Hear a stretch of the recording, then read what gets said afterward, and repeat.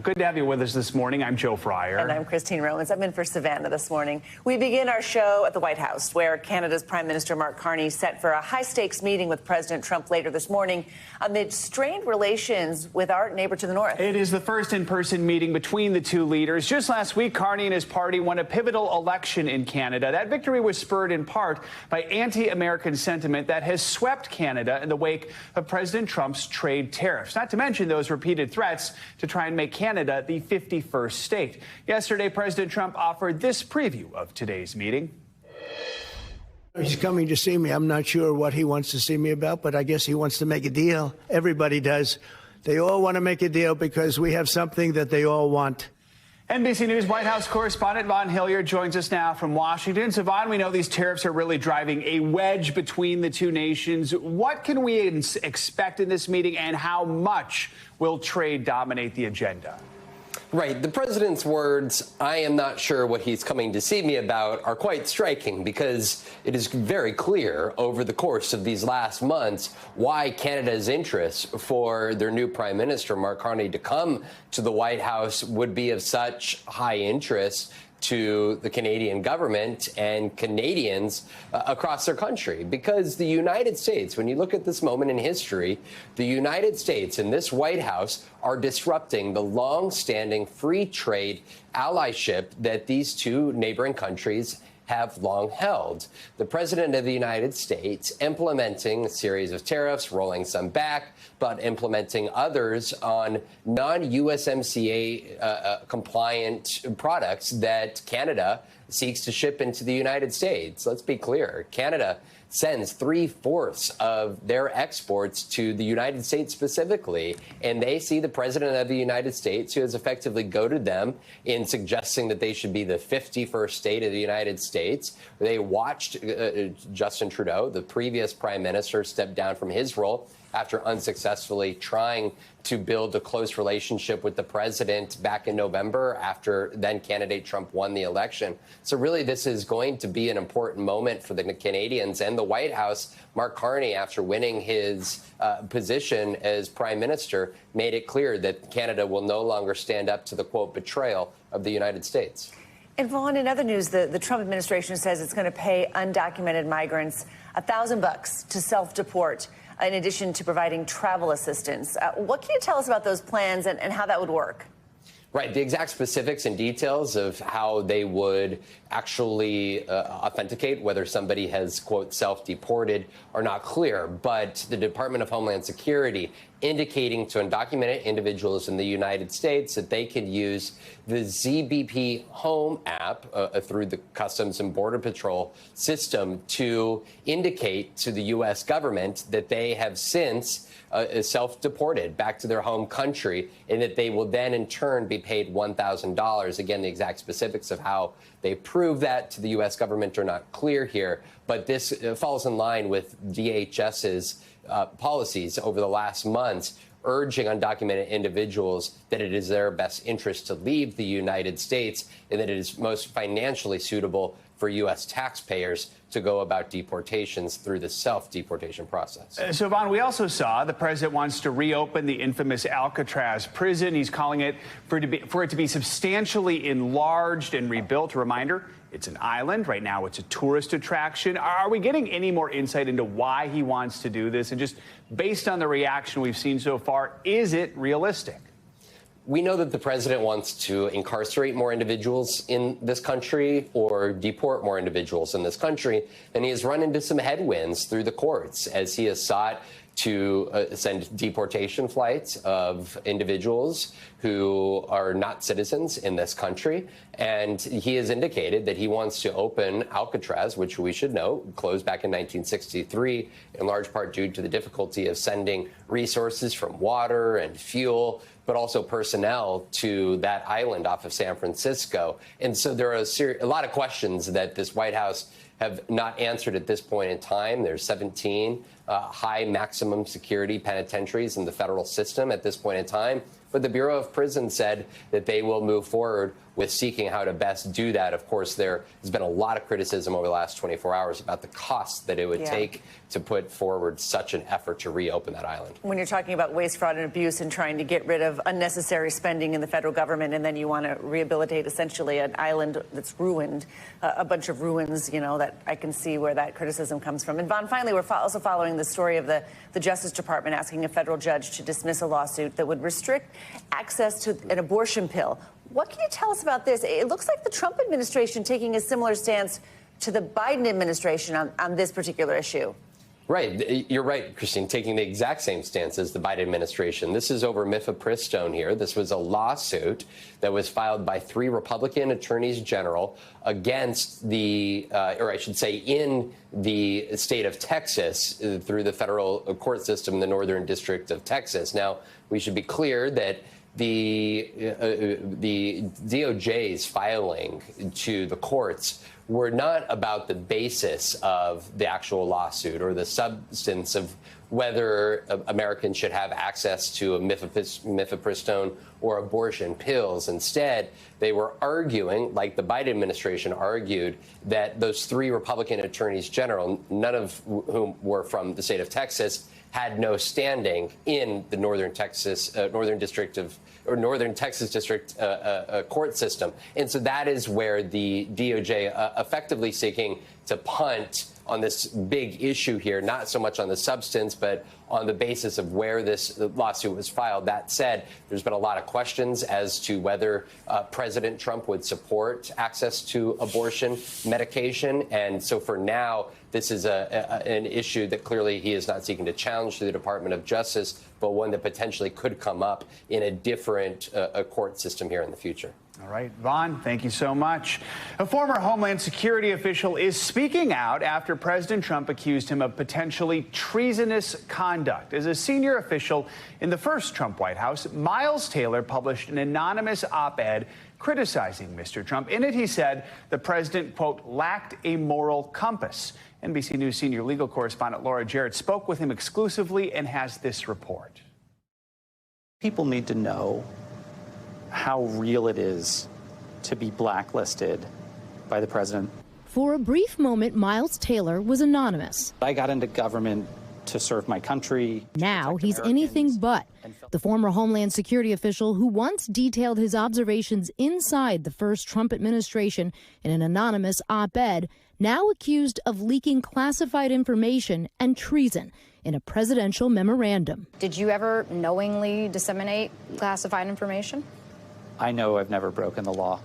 I know that I've assiduously upheld my national security obligations. You can't threaten Americans to not exercise their First Amendment rights because they're fearful the President of the United States will prosecute them.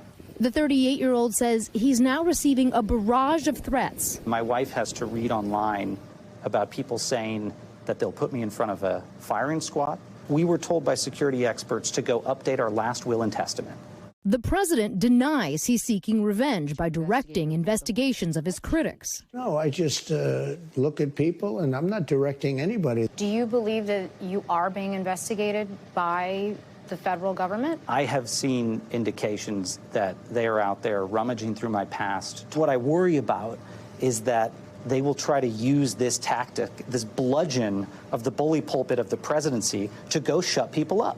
Taylor's hired Abby Lowell, who's represented everyone from Hunter Biden to President Trump's son-in-law, Jared Kushner. For the head of the executive branch of government to order, literally order, a criminal investigation is unprecedented. When asked if a criminal investigation is underway, DOJ and Homeland Security declined to comment. But Lowell says he isn't waiting for an indictment. I'm asking all those judges who are the guardrails of protecting the rights of citizens to be on the lookout for requests that come to get information against Miles or others. Is what's happening now something you think that is unique to Miles Taylor? I don't think it stops with Miles, but I think Miles is a good test case if the system works. Laura Jarrett, NBC News.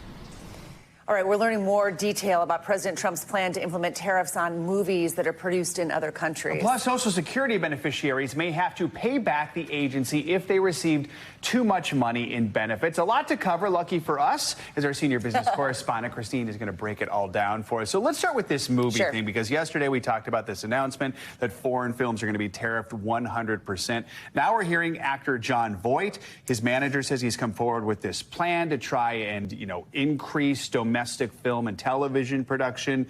Jon Voight, an award-winning actor over the years, but someone who probably isn't really in Hollywood circles these days because of his loyalty to Trump. What are we learning here? So he's been talking to people in the industry. There is a problem. They've been losing production. They've been losing jobs. There have been big incentives overseas. So big film productions and TV productions have been filmed in a lot of other places, and they want to make Hollywood great again. And the president tapped him as a special ambassador. So he was out basically talking to stakeholders, and he presented the president with a slate of proposals, including incentives, federal incentives, other tweaks to the tax code, and in certain cases, limited tariffs.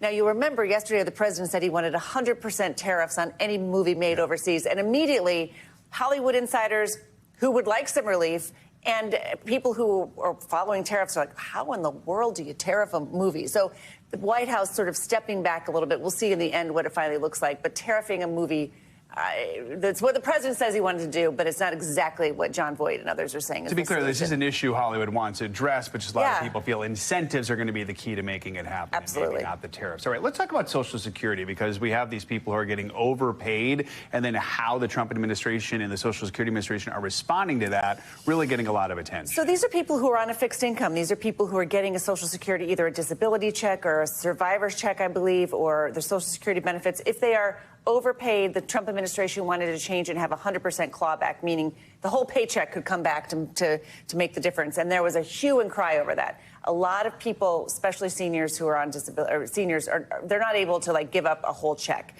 So then the idea was, okay, maybe 50%. And there's still some concern that clawing that back to 50% still might be a hardship. So watch this space. If you are on Social Security and there's an overpayment, you may be in the near term responsible for a bigger chunk than you thought to pay back the government. Let's talk about the Treasury Secretary, Scott Bessent. He is set to testify today in front of the House Oversight Committee. Just yesterday, he was in Beverly Hills speaking at a major global investors conference. What are we hearing from him? I'd say this guy's got the hardest job in Washington next to the Fed chief, Jerome Powell, right? I mean, there's so much happening here right now. He went to this conference and told these investors, look, I'm doubling down here on the Trump agenda. We're talking about tariffs, tax cuts, deregulation. We are going to make America an appealing place for you to do business, even more appealing.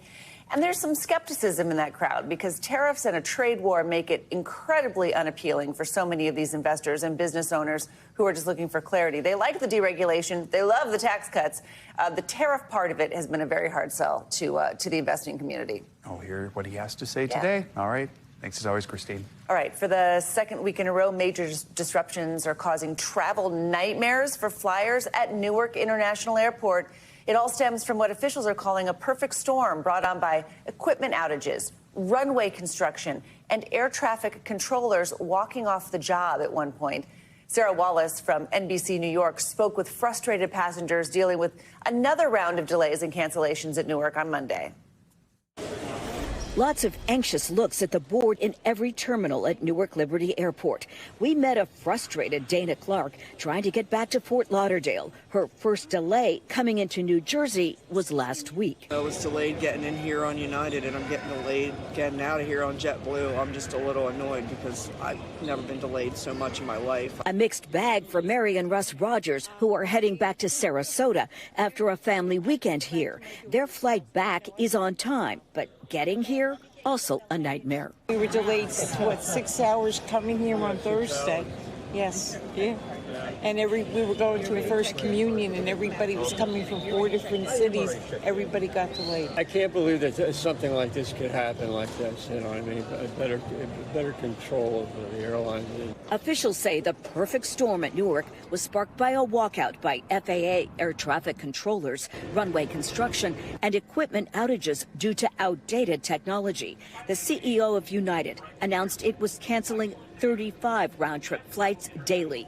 The Trump administration has said it's working on all of the issues, including solving a nationwide shortage of air traffic controllers. But Senator Chuck Schumer thinks there should be an independent investigation by the Office of the Inspector General. To say that there is just minor turbulence at Newark Airport and the FAA, that would be the understatement of the year. We're here because the FAA is really a mess. This mess needs a real forensic look, a deep look into it.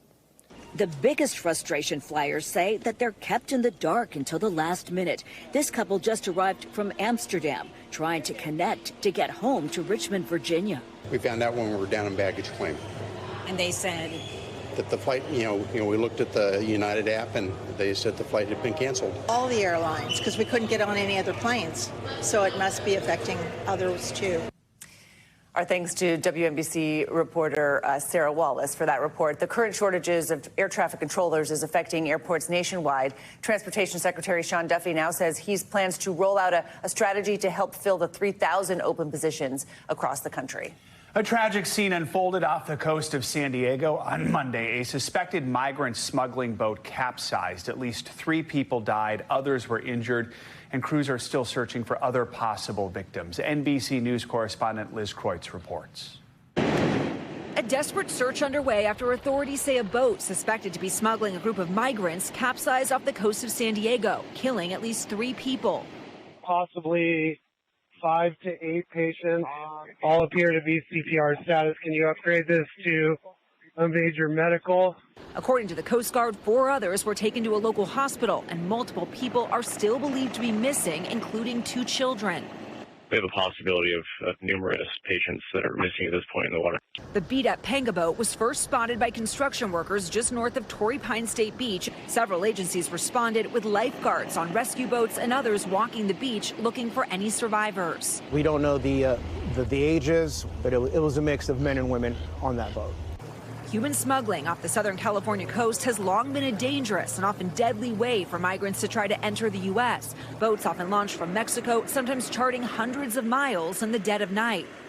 Earlier this year in San Diego, drone video capturing a boat suspected of smuggling migrants crashing near shore, tossing passengers into the ocean.